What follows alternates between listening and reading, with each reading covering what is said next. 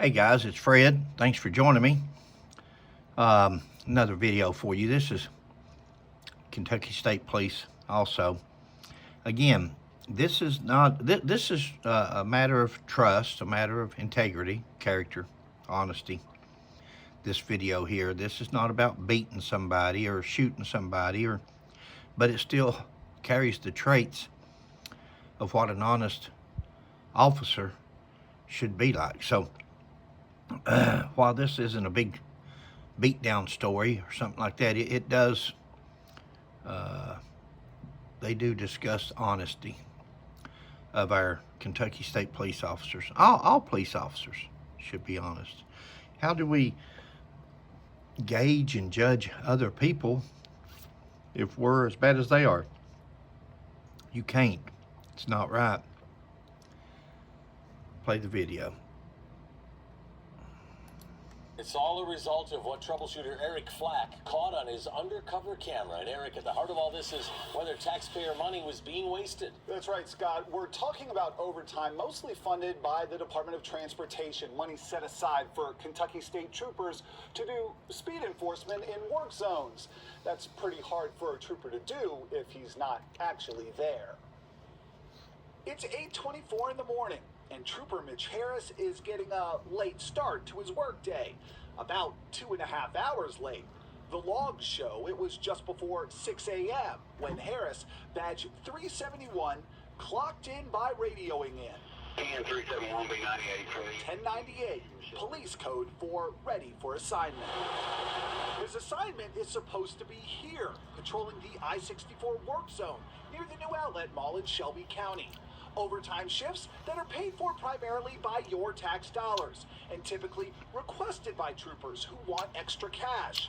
After a tip to the Wave 3 News troubleshooter department, we followed Trooper Harris for 3 consecutive shifts and saw him taking care of his business, but not police business, never actually patrolling the work zone, yet his pay stub shows he collected the OT money anyway. We told State Police spokesman Sergeant Michael Webb what we found. Can you explain a trooper getting paid for shifts that they don't actually work? I mean, people get paid for what they work. On August 4th, 5th, and 8th, KSP logs showed Trooper Harris clocked in a few minutes before 6 a.m.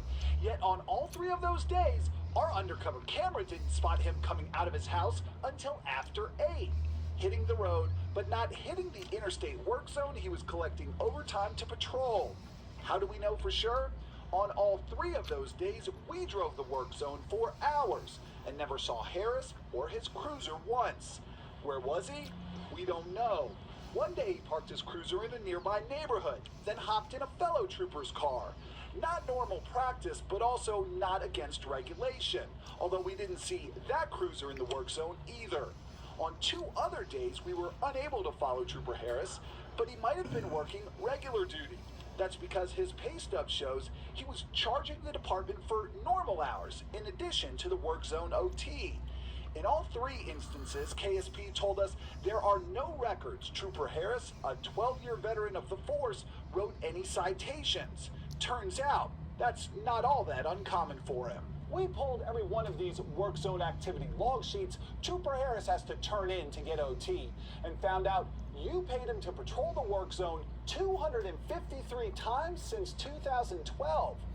14 times we found he didn't write a single ticket. And check this out, 8 and even a 10-hour shift where Trooper Harris didn't write as much as a warning. Have you ever worked an 8 or 10-hour shift and not written any citation, warning, any documentation? I personally have not.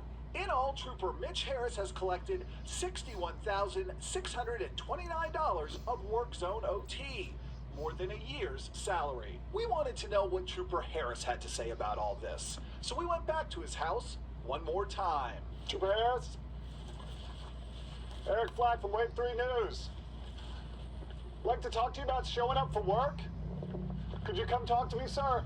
Kentucky State Police didn't want Trooper Harris to speak with us. Trooper Harris? An assignment he did follow, walking away from our cameras behind a wall of silence. Have you been taking overtime money for shifts you haven't been working? Ignoring questions he will soon have to answer to internal affairs. Kentucky State Police has now launched its own investigation. Kentucky state troopers have a reputation of serving the citizens of the Commonwealth of Kentucky in a very proud and efficient manner. And we will not allow that. And what's happened to that? What has happened to that reputation over the years? You know, that he just made a comment there that the Kentucky State Police had advised him not to speak to the media. Well, the very people that want you to speak when you do something wrong, want you to talk to them, want to interrogate you, but they advise their own not to speak, and they say it's under investigation by Internal Affairs. You know, we see so many stories, not just Kentucky State Police, let's be fair, a lot of departments, and they'll say it's under investigation, but you'll never see anybody do a follow-up story. What was the disposition? What happened in this case? Was this trooper fired? He drew $61,000 in overtime. That's not counting his regular pay. That journalist said he drew $61,000 overtime. Well, I think a trooper now gets about $67,000 in regular time, their salary. Could be mistaken, but I believe I'm right. $61,000 in overtime, and a lot of it didn't work. Wasn't worked. Isn't that theft? Isn't that theft of services? 514 something 030, or it's theft by unlawful taking, but I think it may be in the same category, just a different paragraph. But theft of services, you're charging somebody to do something that you're not doing, and the state police tells them not to talk to nobody. Is this trooper still working? Does anybody know this trooper? Is he still on the job? Is he still getting pay? I don't know what year this is in. Like I said, I'm just going back through the years and finding videos just to put a bunch together to show the behavior pattern that we're accepting, not only here in Kentucky, but across the United States. Guys, we got to do better. If these guys don't want to do the job to protect and serve and do the things that they're supposed to do, we might as well have a criminal in there. Well, basically, that's what you've got in some of these stories that we've done.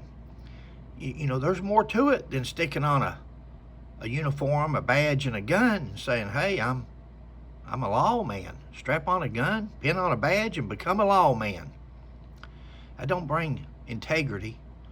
I don't bring you honesty, character. Reputation to be infringed upon. Sergeant Webb told me KSP is not rushing to judgment and they'll let their investigation play out before deciding whether or not to take action. But we discovered it's not the first time Trooper Harris has been investigated by Internal Affairs. Tomorrow night at 6, find out why Harris was suspended last year. And right now on wave3.com, we have posted Trooper Harris's work zone activity logs so you can take a look at what your...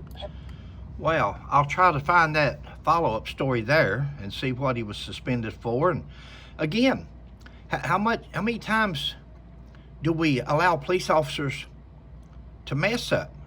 Somebody says, well, it's just a mistake.